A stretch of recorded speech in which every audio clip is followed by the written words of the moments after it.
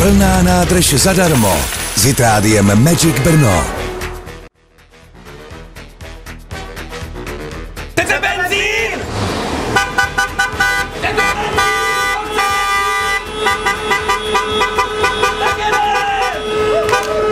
Jedině Radio Magic Brno v těchto chvílích rozdává benzín zcela zdarma všem řidičům, kteří si přijeli sem na ulici Opuštěnou ke stanici Euro Oil v Brně střed. Kolik ušetříte peněz s tím natankováním? No, myslím si, že nějakých 1600 skoro. 1400, 1500. 1300?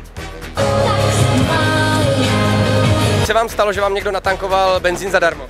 Dobrý den, stalo se mi to dost často, protože já většinou vyjedu a manžel musí. Ne. Trma. Ještě ne. Vůbec ne.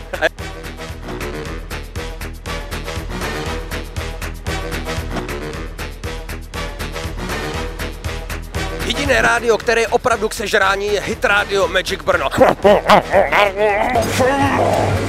Magic Brno právě dorozdalo 200 000 korun, které protankovalo do vašich nádrží. Poslouchejte dál Hit Radio Magic Brno a třeba příště na další benzínce budete zase opět obdarovaný.